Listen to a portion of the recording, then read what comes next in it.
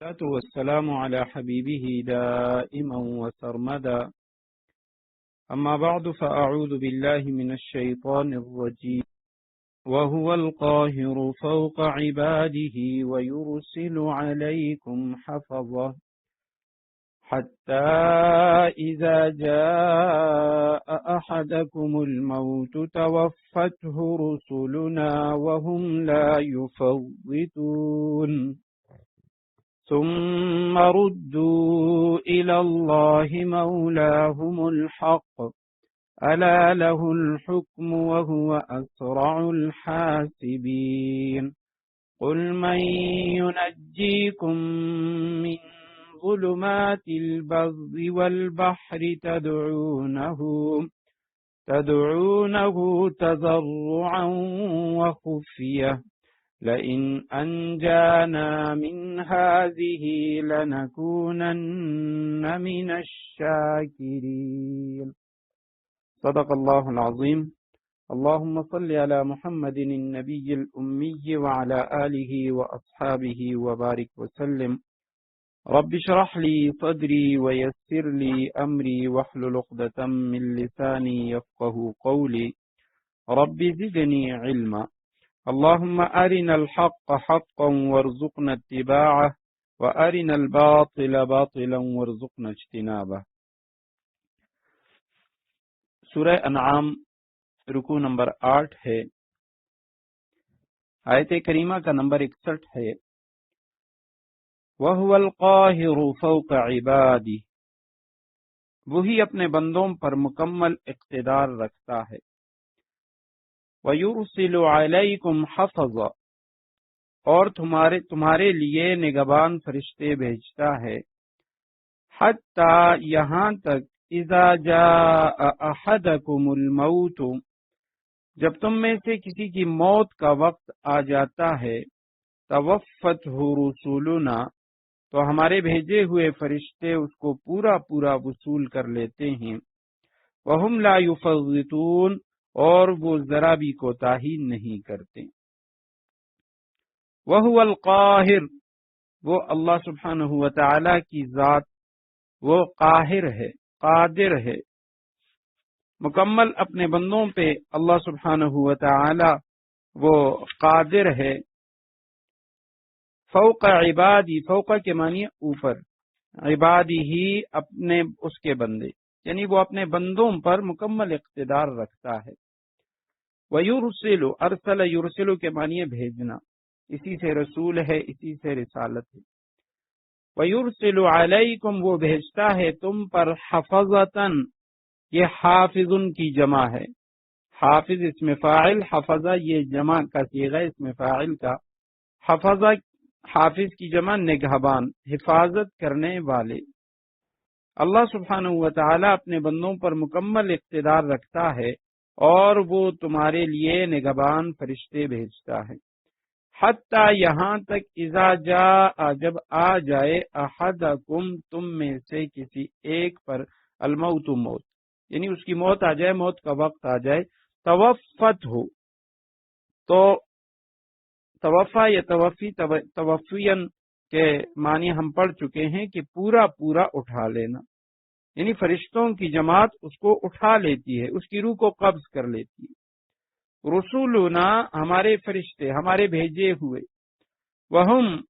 اور وہ فرشتوں کی جماعت. لا یفرطون، تفرید سے یہ لفظ کئی بار گزر چکا، کوتاہی کرنا، کمی کرنا. وہم لا یفرطون، اور وہ ذرا بھی کوتاہی نہیں کرتے. تو پہلے تو اللہ سبحانہ و تعالی کے اقتدار کا تذکرہ تھا کہ اللہ سبحانہ و تعالی بندوں پر مکمل اقتدار رکھتا ہے، اور اللہ سبحانہ و تعالی تم پر فرشتوں کو بھیجتا ہے. اب یہاں ان فرشتوں سے مراد کیا ہے؟ تو بعض حضرات مفسرین کرام نے لکھا ہے کہ اس سے کرامن کاتبین بھی مراد ہو سکتے ہیں، وہ فرشتے جو انسان کے اعمال لکھتے ہیں، کرامن کاتبین جن کو قرآن کریم میں کہا گیا. تو وہ جو متعین فرشتے ہیں، یا تو وہ مراد ہیں کہ اللہ سبحانہ و تعالی نے وہ تم پر بھیجے، یا یہ بھی ہو سکتے ہیں جس طرح سورہ رعد اس میں جن فرشتوں کا ذکر آیا ہے کہ وہ فرشتے جو انسان کی حفاظت پر مامور ہوتے ہیں، کہ جو فرشتے انسان کی حفاظت کرتے ہیں، اور احادیث میں بھی اس سے متعلق آتا ہے کہ اللہ سبحانہ و تعالی نے انسان کی حفاظت کے لیے کچھ فرشتے وہ متعین کیے ہیں جو انسان کی حفاظت کرتے ہیں۔ بعض اوقات ہم دیکھتے ہیں خدا نخواستہ ہمارے ساتھ کوئی ایسا واقعہ ہو جاتا ہے یا کسی اور کے ساتھ کوئی اس طرح کی خوفناک صورتحال پیش آ جاتی ہے، سڑک پہ جا رہے ہیں، اچانک قریب سے کوئی گاڑی بہت تیزی سے گزر جاتی ہے اور بندے کو یوں محسوس ہوتا ہے کہ یہ ابھی مجھ پہ چڑھی تھی، تو یہ اچانک یوں محسوس ہوتا ہے کہ کسی نے مجھے کھینچ لیا، سائڈ پہ کر لیا، تو یہ ان فرشتوں اللہ سبحانہ و تعالیٰ نے یعنی بندے کی حفاظت کے لیے اس کے ساتھ کچھ فرشتے رکھے ہیں جو اس کی حفاظت کرتے ہیں۔ اس کے بعد فرمایا حتی اذا جاء احدکم الموت، یہاں تک کہ اب موت سے پہلے جب بھی اس پہ کوئی مصیبت آتی ہے تو وہ فرشتے اس کی حفاظت کرتے ہیں، لیکن جو موت کا مقررہ وقت ہے تو توفتہ رسولنا، اس وقت ہمارے وہ فرشتے وہ اسے پورا وصول کر لیتے ہیں، یعنی انسانی بدن کے اندر یہ جو جسم ہے، جسم کے اندر جان ہے اور شعور ہے، یہ تین چیزیں ہیں، جسم، اس میں جان اور شعور۔ تو اس سے پہلے انسان کے سونے کا ذکر تھا کہ جب وہ سو جاتا ہے وَهُوَ الَّذِي يَتَوَفَّاكُمْ بِاللَّيْلِ، آیت نمبر 60 میں فرمایا تھا کہ وہ ذات جو تمہیں رات کے وقت خوف کر دیتا ہے، یعنی وہ تمہیں وصول کر لیتا ہے، تمہاری روحوں کو اپنے پاس بلا لیتا ہے، اور ثُمَّ يَبْعَثُكُمْ فِيهِ، پھر اللہ سبحانہ و تعالی دوبارہ ان کو چھوڑ دیتا ہے۔ تو انسان کے بدن میں یہ تین چیزیں جب وہ سوتا ہے تو اس وقت اللہ سبحانہ و تعالی اس کا جو شعور ہے اس کو اٹھا لیتے ہیں، جان تو ہے، جسم بھی ہے، اس میں جان بھی ہے لیکن شعور نہیں ہے، اور جب مرتا ہے تو مرنے کے وقت اللہ سبحانہ و تعالی اس کو پورا وصول کر لیتے ہیں، یعنی اس کی جو جسم ہے، جسم باقی رہتا ہے، اس سے جان بھی چلی جاتی ہے اور شعور بھی۔ توفتہ رسولنا، تو ہمارے فرشتے، ہمارے بھیجے ہوئے فرشتے اس کو پورا وصول کرتے ہیں۔ اور قرآن کریم میں بعض مقامات پہ یہ وفات کی نسبت اللہ سبحانہ و تعالی کی طرف ہے، بعض مقامات پہ فرشتوں کی طرف، اور اس میں بھی بعض مقامات پہ ایک فرشتے کی طرف، ملک الموت، اس کی طرف نسبت ہے، اور بعض اوقات جمع بہت سارے فرشتوں کی طرف بھی نسبت ہے، جیسے اسی سورت کی آیت نمبر 60 میں وَهُوَ الَّذِي يَتَوَفَّاكُمْ بِاللَّيْلِ، یہاں اگرچہ رات کے سونے کا ذکر ہے لیکن وفات کی نسبت اللہ سبحانہ و تعالی کی طرف ہے۔ تو اس کا جو اصل حقیقی جو اس کا فاعل ہے وہ اللہ سبحانہ و تعالی کی ذات ہے، موت دینے والا، انسان کی روح کو قبض کرنے والی جو اصل ذات ہے وہ اللہ سبحانہ و تعالی کی ذات ہے، اس لیے بعض اوقات موت کی نسبت وہ اللہ سبحانہ و تعالی کی طرف کی جاتی ہے۔ اور پھر اللہ سبحانہ و تعالی نے موت کے لیے، انسانی روح کے قبض کرنے کے لیے ایک فرشتہ جس کو نگران بنایا ہوا ہے وہ ملک الموت ہے، حضرت اسرائیل علیہ السلام، اور اس کے نیچے باقی اس کے ساتھ کئی فرشتے ہیں، جس طرح حدیث میں اس کی تفصیل آتی ہے کہ کسی نیک بندے کا اس کا جب مرنے کا وقت ہوتا ہے تو حضرت اسرائیل علیہ السلام ملک الموت جب اس کے پاس آتے ہیں تو جنت کے کئی فرشتے اس کے ساتھ ہوتے ہیں، اور وہ فرشتے ان کے پاس جنت کی خوشبوئیں ہوتی ہیں، اور وہاں کی جو باقی چیزیں ہیں، رومال وغیرہ خوشبو سے بھرے ہوئے، وہ ان کے پاس ہوتے ہیں، اور بڑی سہولت کے ساتھ، آسانی کے ساتھ وہ جنتی شخص کی روح کو قبض کر لیتے ہیں، اور اگر خدا نخواستہ گناہگار ہو، جہنمی ہو، تو حضرت اسرائیل کے ساتھ جہنم والے فرشتے ہوتے ہیں۔ تو اسی وجہ سے قرآن کریم میں بعض اوقات موت کی نسبت اللہ سبحانہ و تعالیٰ کی طرف، بعض اوقات فرشتوں کی طرف، اور بعض اوقات صرف حضرت اسرائیل علیہ السلام کی طرف ہوتی ہے۔ تو چونکہ حقیقی طور پہ موت دینے والی ذات وہ اللہ سبحانہ و تعالیٰ کی ذات ہے، اور اس کے اوپر جو مامور ہیں، جس کی ڈیوٹی اللہ سبحانہ و تعالیٰ نے لگائی ہے، وہ ملک الموت حضرت اسرائیل علیہ السلام ہے، اور اس کے ساتھ کچھ باقی فرشتے ہوتے ہیں۔ وَهُمْ لَا يُفَرِّطُونَ، اور وہ فرشتے ذرا بھی کوتاہی نہیں کرتے، جس طرح کا ان کو حکم ہوتا ہے وہ اس حکم کو پورا کرتے ہیں۔ جس طرح دوسرے مقام پہ اللہ سبحانہ و تعالیٰ نے فرمایا کہ قُوا أَنفُسَكُمْ وَأَهْلِيكُمْ نَارًا، اپنے آپ کو اور اپنے اہل و عیال کو جہنم کے آگ سے بچاؤ، جس جہنم کے آگ کے بارے میں فرمایا وَقُودُهَا النَّاسُ قوا انفسکم واہلیکم نارا اور علیہا ملائکۃ غلاظ شداد لا یعصون اللہ ما امرہم ویفعلون ما یؤمرون، کہ اس کے اوپر ایسے فرشتے ہیں جو اللہ سبحانہ و تعالیٰ کی ذرہ برابر نافرمانی نہیں کرتے۔ تو فرشتے وہ اللہ سبحانہ و تعالیٰ کی طرف سے جس ڈیوٹی پر مامور ہیں وہ اس میں ذرہ برابر کوتاہی نہیں کرتے۔ ثم ردوا الی اللہ، پھر ان سب کو اللہ کی طرف لوٹا دیا جاتا ہے۔ مولاہم الحق، جو ان کا مولا برحق ہے، جو ان کا حقیقی رب ہے۔ الا، خبردار، سن لو، یاد رکھو، لہ الحکم، حکم اسی کا چلتا ہے۔ وہو اسرع الحاسبین، اور وہ سب سے زیادہ جلدی حساب لینے والا ہے۔ ثم، پھر، ردو، لوٹایا جاتا ہے، ماضی مجہول کا صیغہ ہے، وہ واپس لائے گئے، وہ لوٹائے گئے، الی اللہ، اللہ کی طرف۔ مولاہم، مولا، رب، آقا، مالک، ان کا، ہم ضمیر ہے، الحق، جو ان کا مولا برحق ہے، حقیقی مولا ہے۔ الا، سن لو، خبردار، یاد رکھو، اس طرح کے اس کے معنی کی جاتی ہیں۔ حرف تنبیہ ہے، یہ کسی کو ابھارنے کے لیے، متنبہ کرنے کے لیے آتا ہے۔ لہ الحکم، اللہ ہی کے لیے حکم ہے، یعنی حکم اسی کا چلتا ہے۔ وہو اسرع الحاسبین، اور وہ سب سے زیادہ جلدی حساب لینے والا ہے۔ تو یہاں ردوا الی اللہ مولاہم الحق، ردوا الی اللہ، لوٹایا جاتا ہے،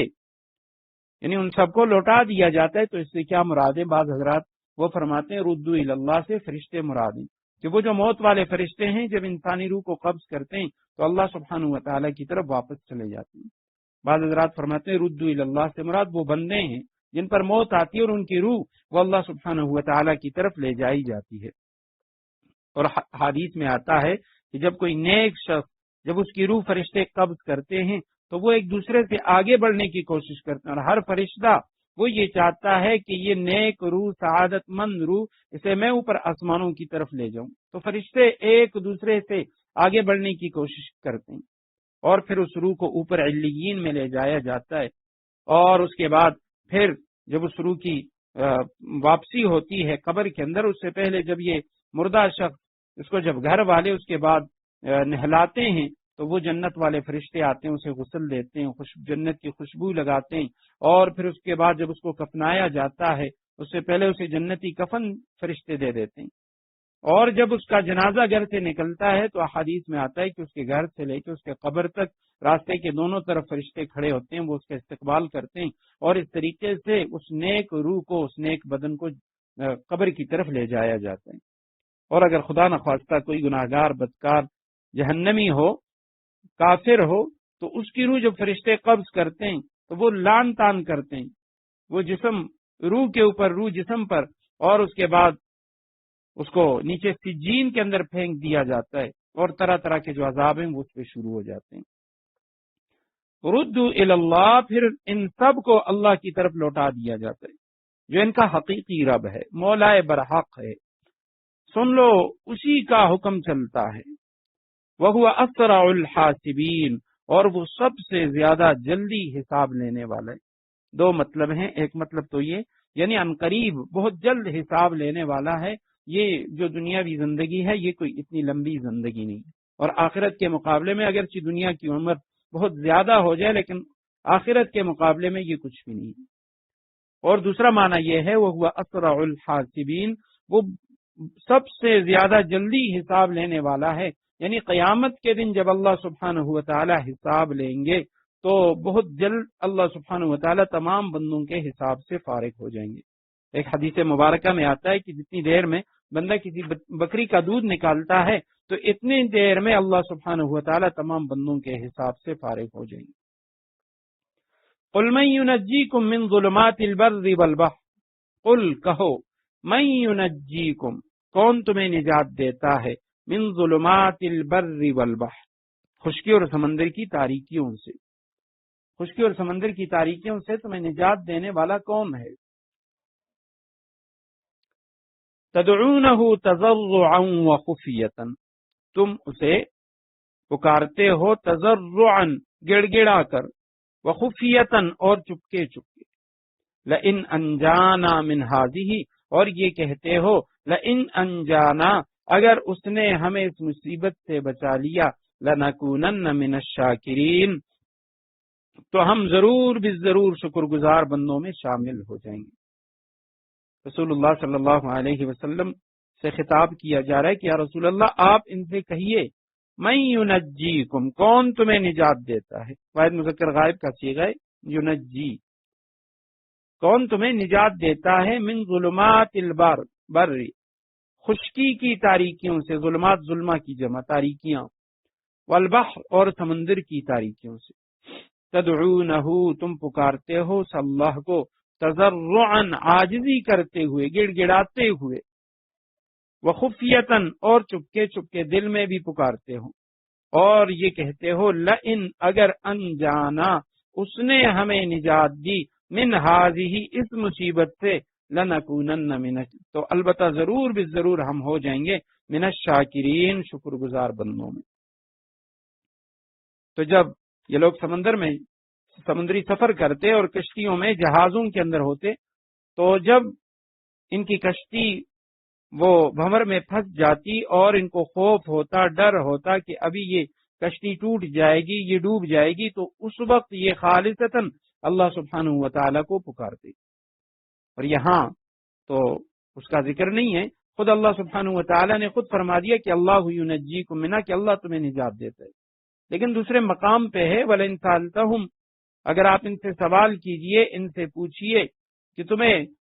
آسمان سے بارش کون نازل کر رہا ہے، لَيَقُولُنَّ اللَّهُ، یہ کہیں گے اللہ۔ آپ ان سے کہیے کہ جب تم سفر کرتے ہو اور مصیبت میں پھنس جاتے ہو، تمہیں بچانے والی ذات کون ہے، تو یہ کہیں گے لَيَقُولُنَّ اللَّهُ، اللہ سبحانہ و تعالی ہی ہے۔ حضرت عکرمہ رضی اللہ تعالیٰ عنہ کا واقعہ میں نے سنایا تھا کہ وہ فتح مکہ کے موقع پر مکہ سے بھاگ گئے تھے، لیکن جب کشتی سمندر کے اندر پھنس گئی اور اس وقت سب لوگ اللہ سے مانگنے لگے، تو تب وہ واپس آ کے رسول اللہ صلی اللہ علیہ وسلم کے پاس، اور انہوں نے اسلام قبول کر لیا، مسلمان ہو گئے۔ قل، آپ کہہ دیجئے اللہ ینجیکم منہا، اللہ ہی تمہیں اس مصیبت سے بچاتا ہے، ومن کل کرب، اور ہر دوسری تکلیف سے بھی، ثم انتم تشرکون، پھر بھی تم شرک کرتے ہو۔ اللہ ہی تمہیں نجات دیتا ہے، منہا،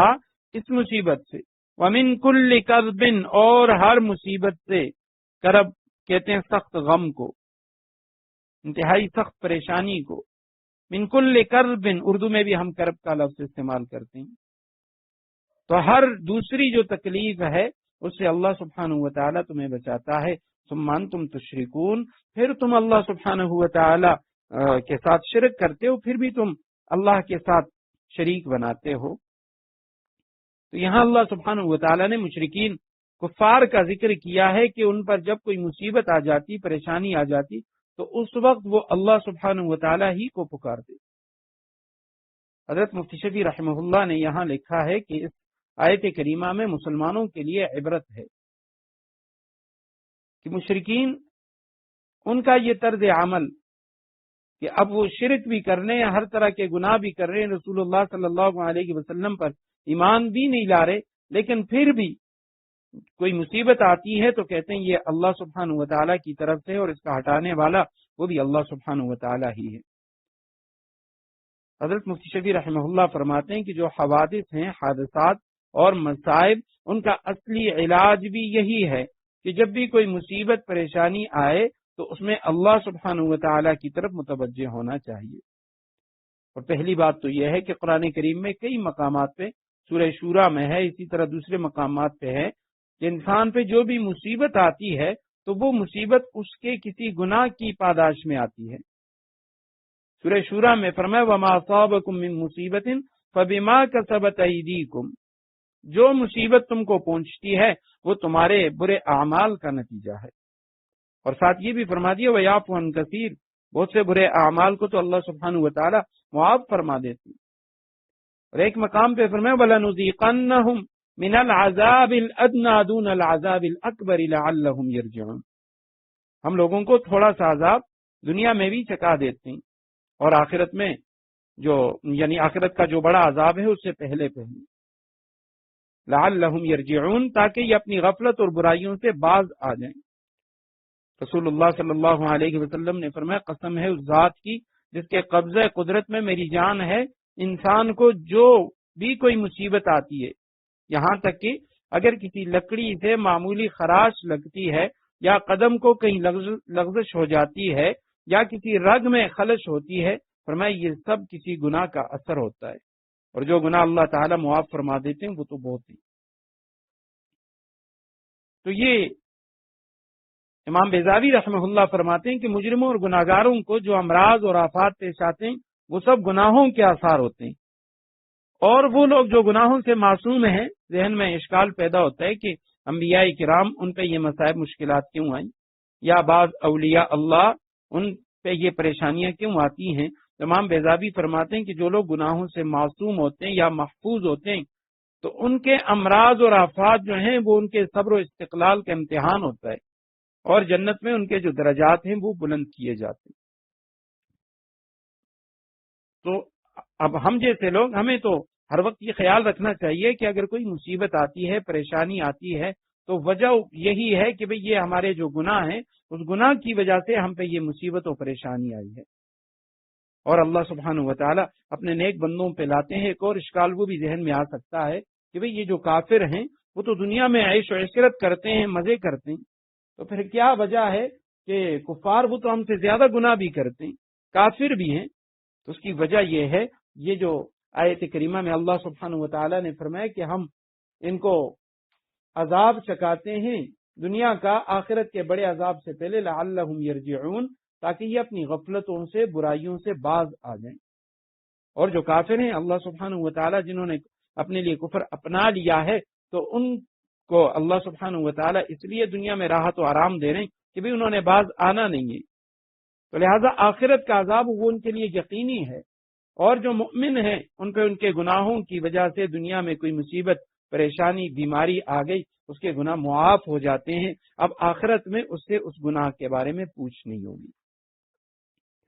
قل هو القادر على ان يبعث عليكم عذابا من فوقكم او من تحت ارجلكم او يلبسكم شيعا ويذيق بعضكم بأس بعض انظر كيف نصرف الآيات لعلهم يفقهون۔ قل، کہو یا رسول اللہ کہیے، هو القادر، وہ پوری طرح قدرت رکھتا ہے، علی ان یبعث، اس بات پر کہ اللہ سبحانہ و تعالی بھیج دے، علیکم تمہارے اوپر، عذابا من فوقکم، کوئی عذاب تمہارے اوپر سے، او من تحت ارجلکم، یا تمہارے پاؤں کے نیچے سے نکال دے، او یلبسکم شیعا، یا تمہیں مختلف ٹولیوں میں بانٹ کر ایک دوسرے سے بھڑا دے، وَيُذِيقَ بَعْضَكُمْ بَأْسَ بَعْضٍ، اور ایک دوسرے کی طاقت کا مزہ چکھا دے، ایک دوسرے کی طرف سے لڑائی اور جنگ اس کا مزہ چکھا دے۔ انظر، دیکھو، کیف نصرف الآیات، ہم کس طرح مختلف طریقوں سے اپنی نشانیاں واضح کر رہے ہیں، لعلہم یفقہون، تاکہ یہ کچھ سمجھ سے کام لے لیں۔ هو القادر، وہ اللہ سبحانہ و تعالی قادر ہیں، پوری طرح وہ قدرت رکھتے ہیں، علی اس بات پہ، ان یبعثا، کہ وہ بھیجے تم پر عذابن، عذاب، من فوقکم، فوق اوپر کو کہتے ہیں تمہارے اوپر سے، او یا من تحت، تمہارے نیچے، ارجل، رجل کی جمع پاؤں کو کہا جاتا ہے، تمہارے پاؤں کے نیچے سے، او یلبسکم شیعا، یلبسا مضارع واحد مذکر غائب کا صیغہ ہے، لبسن سے، لباس بھی اسی سے ہے، وہ تم کو ملا دے، باہم دست و گریباں کر دے، شیعن، یہ شیعتن کی جمع ہے، فرقے، گروہ، وَإِنَّ مِن شِيعَتِهِ لَإِبْرَاهِيمَ، حضرت نوح علیہ السلام کے تذکرے کے بعد حضرت ابراہیم علیہ السلام کا ذکر فرما دیا کہ حضرت نوح اسی کے گروہ اور اسی کی جماعت میں سے ہیں ابراہیم علیہ السلام۔ تو او یلبسکم شیعن، اس کے معنی ہوں گے کہ تم کو مختلف فرقوں میں بانٹ دے، اللہ سبحانہ و تعالیٰ تمہیں مختلف ٹولیوں میں بانٹ دے، وَيُذِيقَ، اذاق یذیق کے معنی اذاقتن سے ہے، وہ چکھائے تمہیں، بعضکم، تمہارے بعض کو، بأس بعضن، لڑائی کو کہتے ہیں، دبدبے کو کہتے ہیں، آفت کو کہتے ہیں کہ بعض کے ذریعے بعض کو اللہ سبحانہ و تعالی ان کی جو طاقت کا مزہ ہے وہ چکھا دے۔ انظر کیف نصرف الآیات لعلہم یفقہون، دیکھو کس طریقے سے اللہ سبحانہ و تعالی آیتوں کو بیان، کیسے ہم آیتوں کو پھیر پھیر کے بیان کرنے، لعلہم یفقہون، تاکہ یہ کچھ سمجھ سے کام لیں۔ اب یہاں پہ آیت کریمہ میں فرمایا کہ اللہ سبحانہ و تعالی قادر ہیں کہ وہ تم پر عذاب بھیجیں من فوقکم، تمہارے اوپر سے، اب اوپر سے عذاب اور اسی طرح نیچے سے عذاب، او یلبسکم شیعا، اللہ سبحانہ و تعالی نے یہاں تین طرح کے عذابوں کا ذکر کیا ہے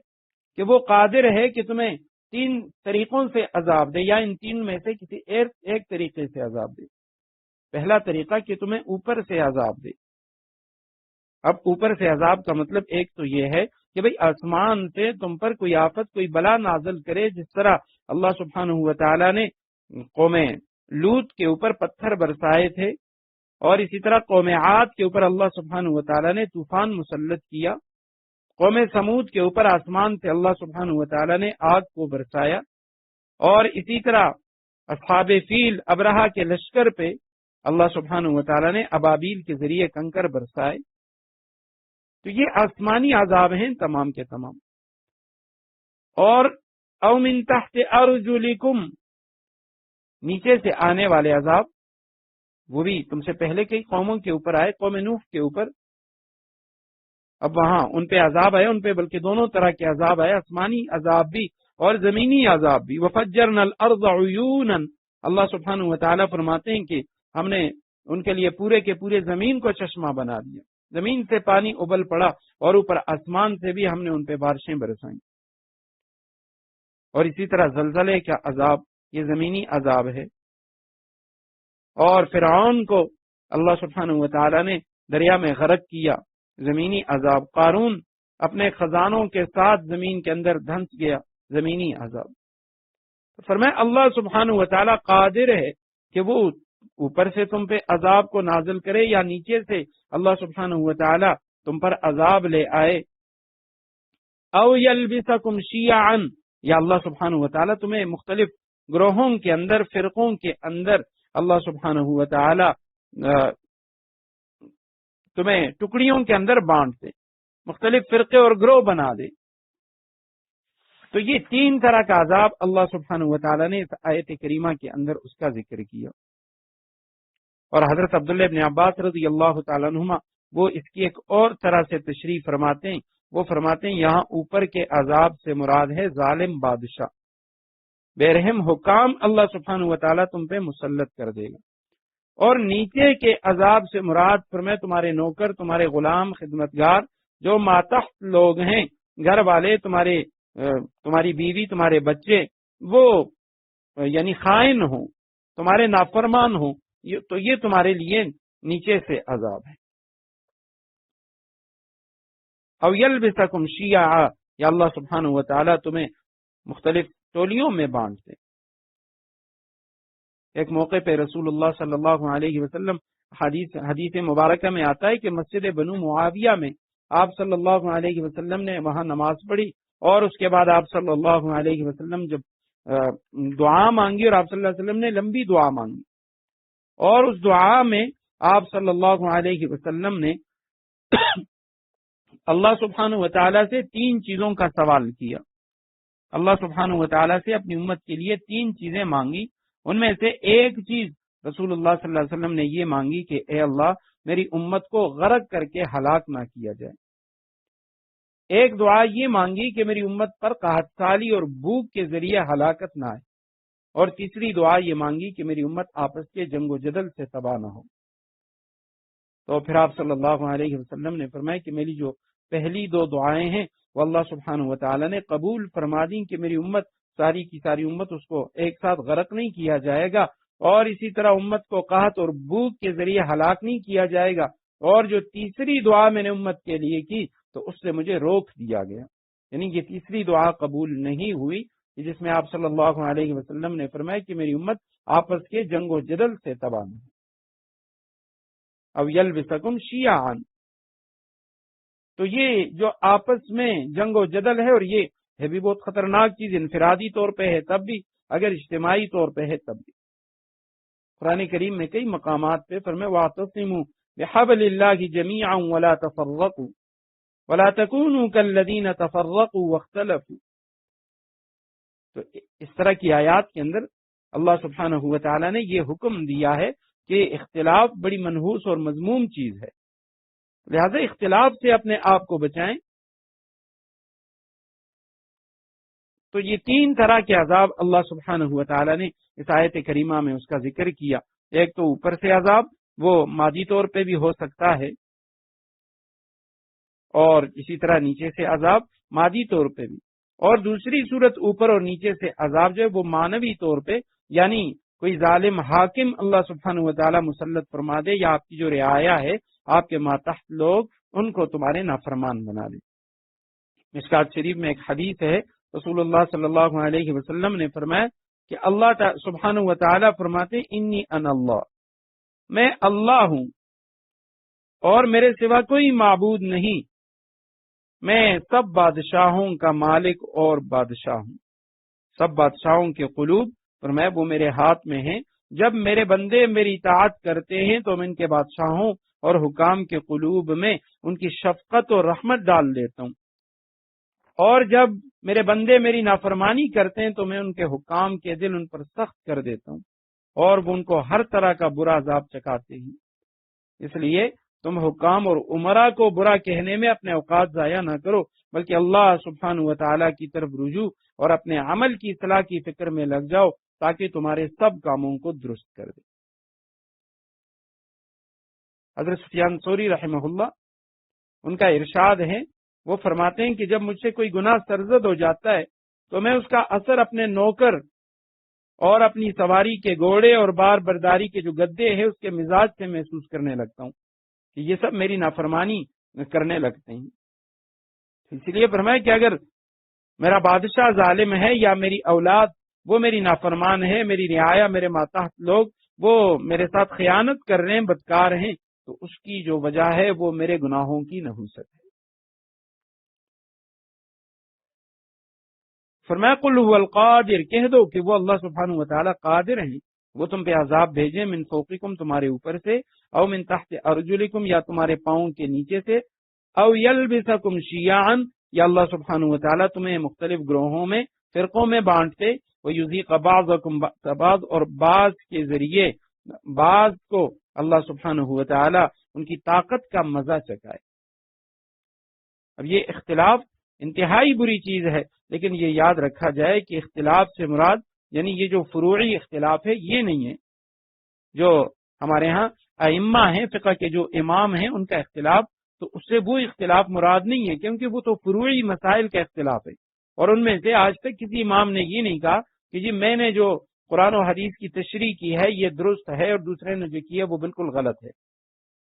وہ باطل ہے، ان کا مذہب باطل ہے اور ہمارا مذہب درست ہے، نہیں، بلکہ ہر امام وہ صرف یہ کہتا ہے کہ جی میں نے یہ جو احادیث کی تشریح کی ہے، مجھ سے جو احادیث پہنچی ہیں، میں نے ان سے جو مسائل نکالے ہیں، تو میں سمجھتا ہوں کہ ان کا یہ جو مطلب میں نے سمجھا ہے یہ مطلب راجح مطلب ہے، ان کا مطلب غلط نہیں ہے، ان کا مسلک غلط نہیں ہے۔ جب بھی فقہاء میں اختلاف ہوتے اور علماء جب اسے پڑھاتے ہیں کہ یہ ہم حنفی ہیں، ہم امام ابو حنیفہ رحمہ اللہ کا جو مذہب ہے اسے مانتے ہیں، اس پر عمل کرتے ہیں، تو اس کی وجہ ترجیح یہ ہے کہ باقی ائمہ پر اس کا مذہب، اس کا جو مسلک ہے وہ راجح ہے، وہ زیادہ بہتر ہے، ان کی جو تشریح ہے وہ زیادہ اچھی ہے، دل کو لگنے والی ہے۔ باقی یہ کوئی بھی نہیں کہتا کہ جی باقی جو امام شافعی رحمہ اللہ یا امام مالک رحمہ اللہ یا دوسرے ائمہ تو ان کا مسلک غلط ہے۔ تو اس سے مراد جو دیگر اختلافات ہوتے ہیں، جس طرح عقائد کے اندر جو اختلاف ہیں اس طرح کے اختلاف، یا ایک دوسرے کے اوپر کفر کے فتوے، یہ جو اختلافات ہوتے ہیں جس کے بارے میں آپ صلی اللہ علیہ وسلم نے فرمایا کہ لا ترجعوا بعدی کفارا یضرب بعضکم رقاب بعض، تو میرے بعد پھر کافروں جیسے نہ بن جانا کہ ایک دوسرے کی گردن مارنے لگو۔ تو اس سے یہ اختلاف یعنی مراد ہے، اور یہ امت کے لیے عذاب ہے، اور باقی وہ جو ائمہ کا اختلاف ہے اس کے متعلق تو ایک حدیث مبارکہ ہے کہ اختلاف امتی رحمت، میری امت کا جو اختلاف ہے وہ رحمت ہے۔ فقہا کا اختلاف، کیونکہ پوری دنیا میں اب ہر جگہ پہ رسول اللہ صلی اللہ علیہ وسلم کی سنت اور قرآن اس پہ تو عمل ہو سکتا ہے، لیکن ہر امام کو ہر جگہ پر اس کی بات کا ماننا وہ ممکن نہیں ہے۔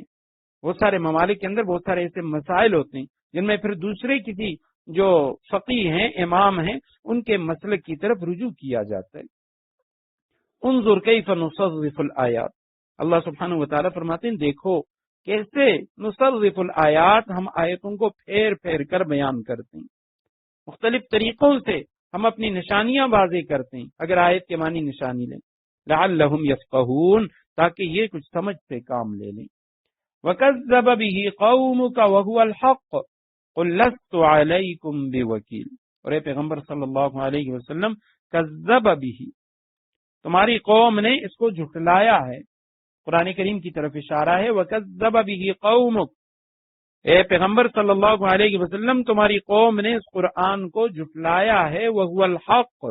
حالانکہ وہ بالکل حق ہے۔ قُلْ لَسْتُ عَلَيْكُمْ بِوَكِيلٍ، تم کہہ دو مجھ کو تمہاری ذمہ داری نہیں سونپی گئی، میں تو تمہیں دعوت دے رہا ہوں، لیکن لازماً تمہیں مسلمان کرنا یا تمہارے کفر کے متعلق قیامت کے دن مجھ سے نہیں پوچھا جائے گا، میں تم پر نگران نہیں ہوں، میں کارساز نہیں ہوں کہ لازماً ہر حال میں تمہیں اسلام پر لاؤں۔ کذب به قومک، تمہاری قوم نے اس قرآن کو جھٹلایا، وہو الحق، حالانکہ یہ حق ہے، یعنی برحق کتاب ہے یہ قرآن کریم، اللہ سبحانہ وتعالی کی طرف سے ہے، اس میں کوئی شک نہیں، اس کلام کے مضامین کے اندر کوئی شک و شبہ نہیں۔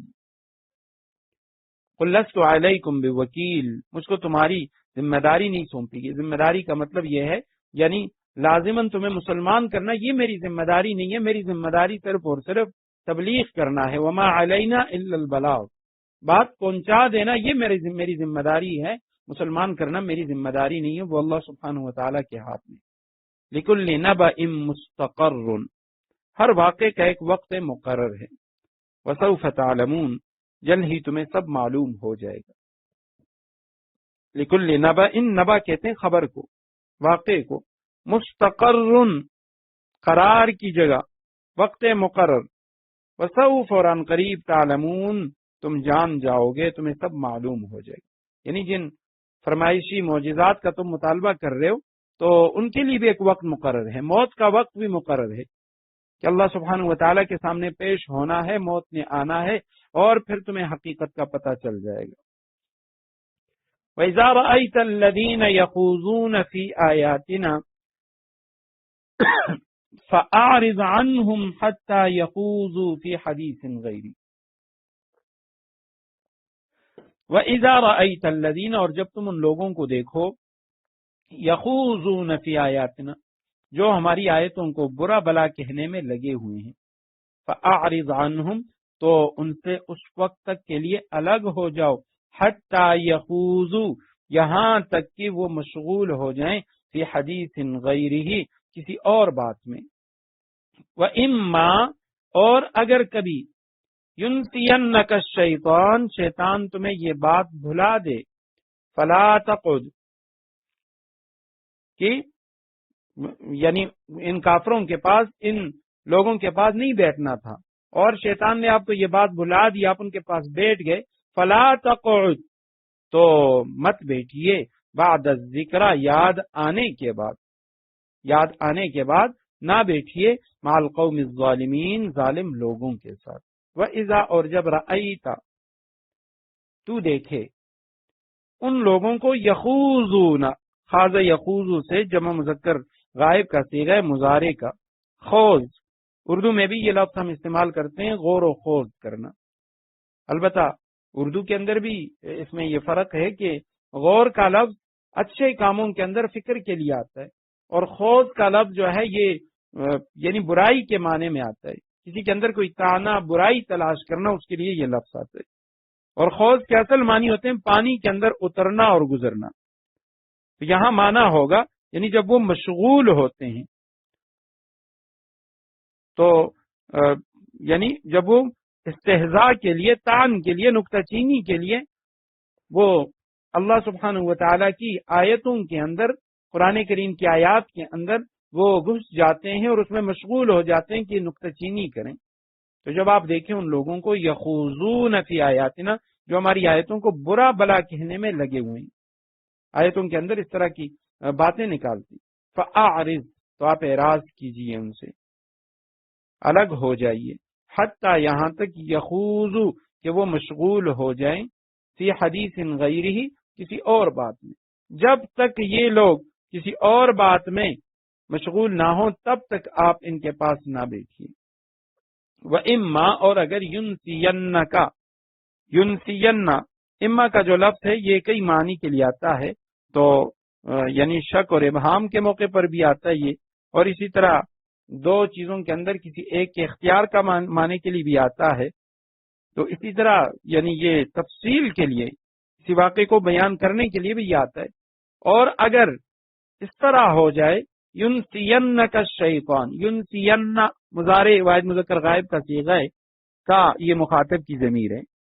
نسیان سے ہے، نسیان کے معنی ہے بھول جانا.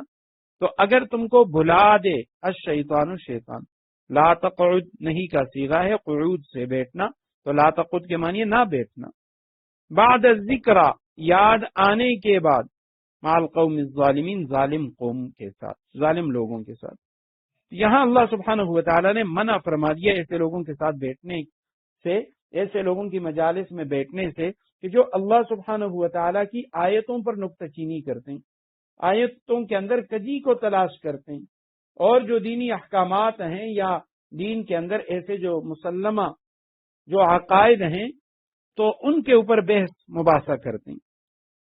امام راضی رحمہ اللہ وہ فرماتے ہیں کہ اس آیت کریمہ کا اصل منشا یہ ہے کہ گناہ کی مجلس اور ایسی مجلس والوں سے اعراض اور کنارہ کشی کرنا چاہیے. فرمایا بہتر صورت تو اس کی یہ ہے کہ وہاں سے اٹھ جائے،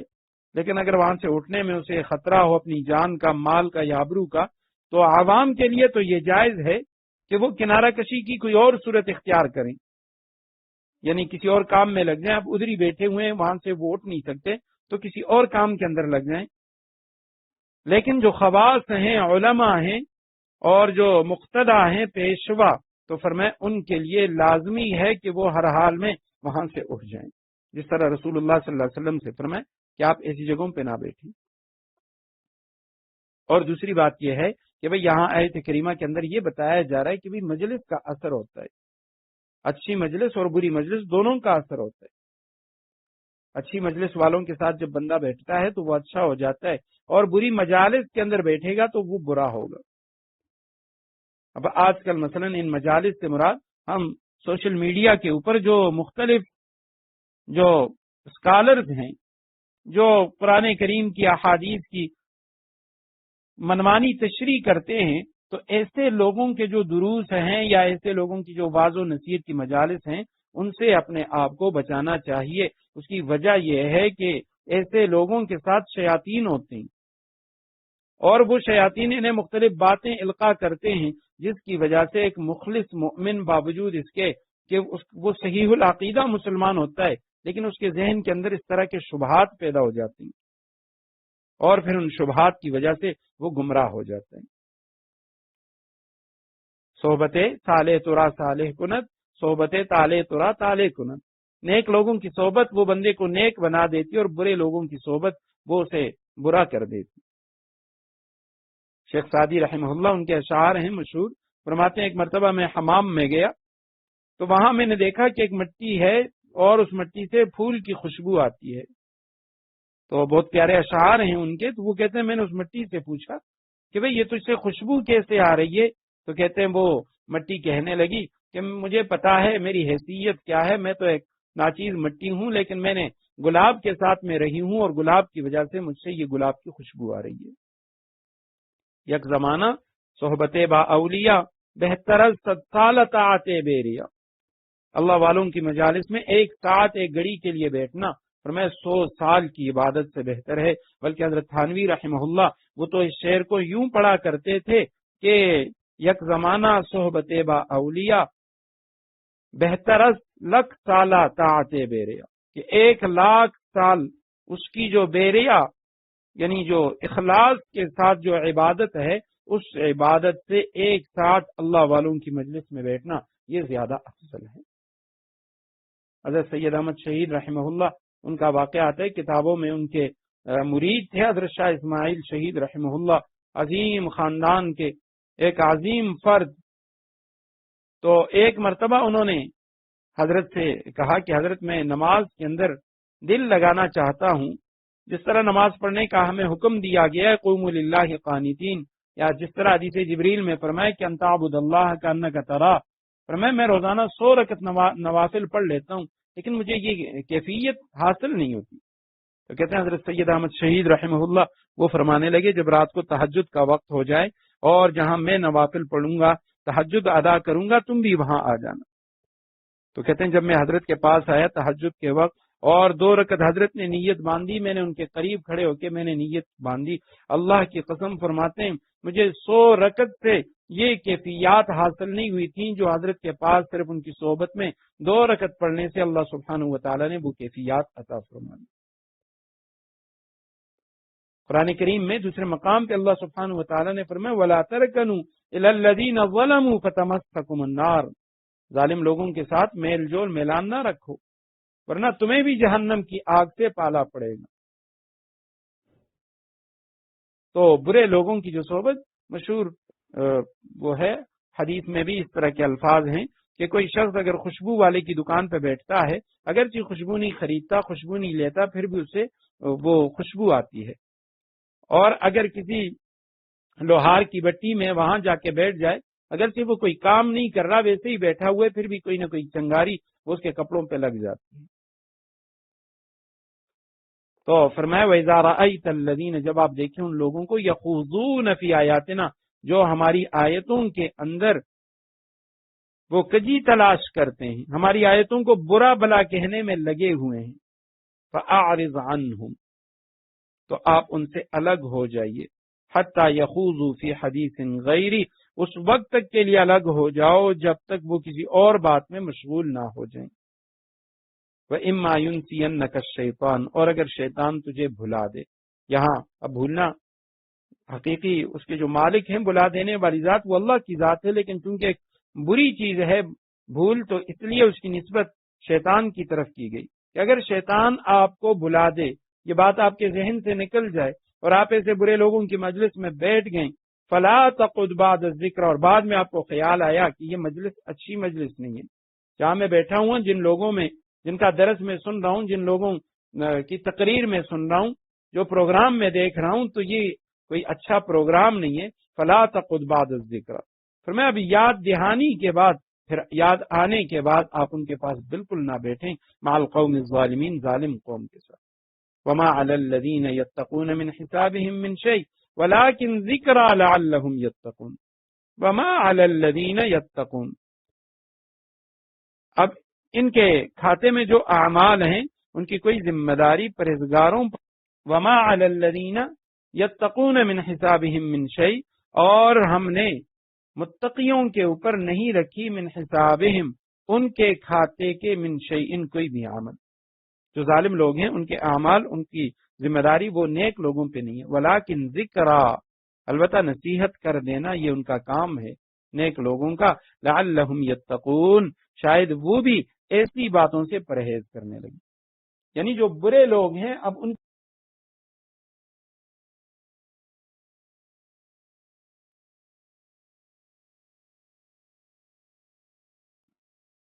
برے لوگوں کی جو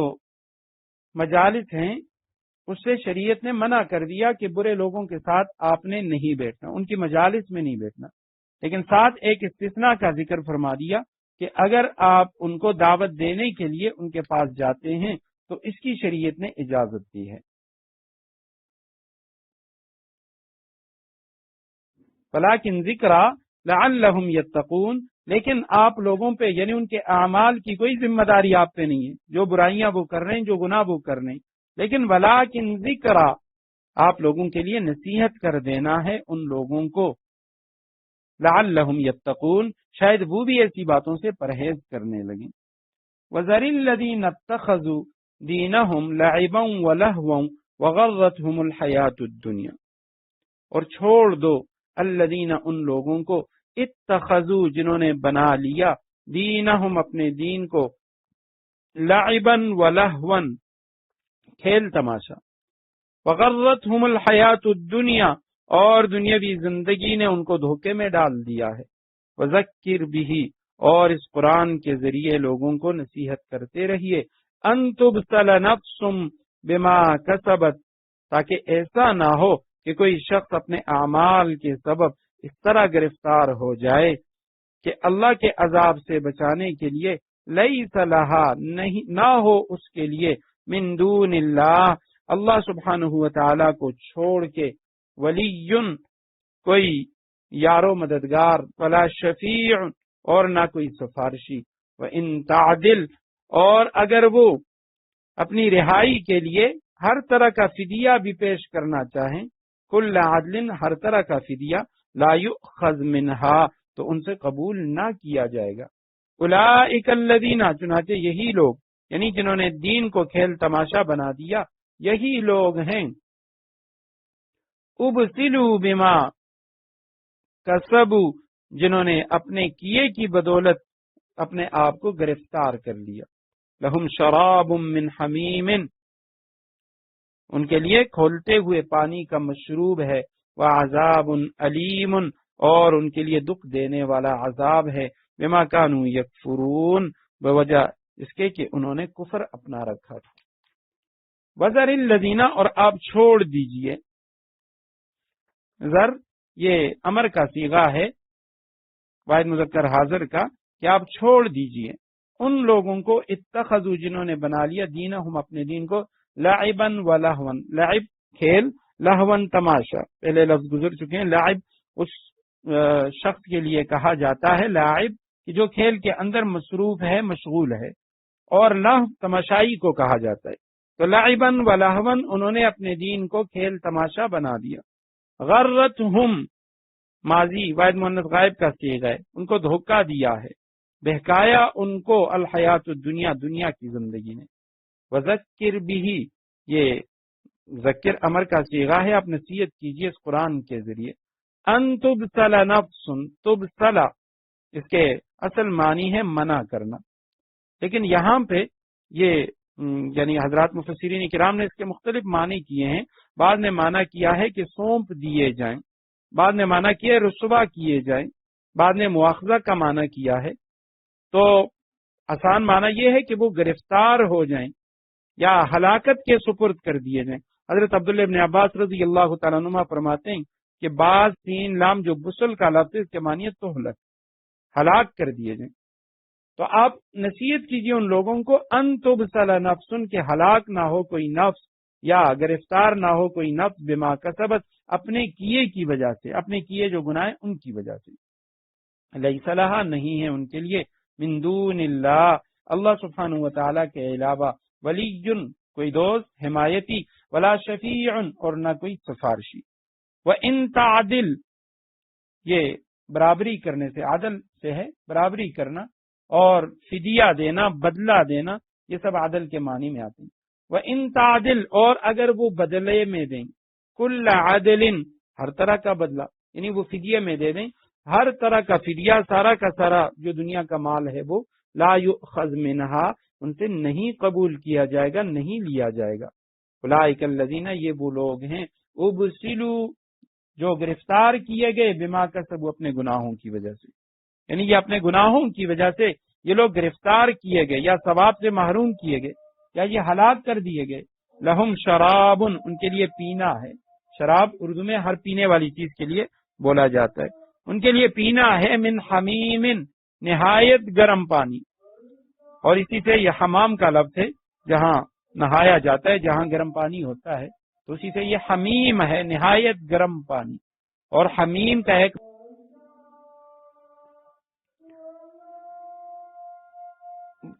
وعذاب علیم اور ان کے لیے دردناک عذاب ہے بما کانوا یکفرون بوجہ ان کے کفر کرنے کے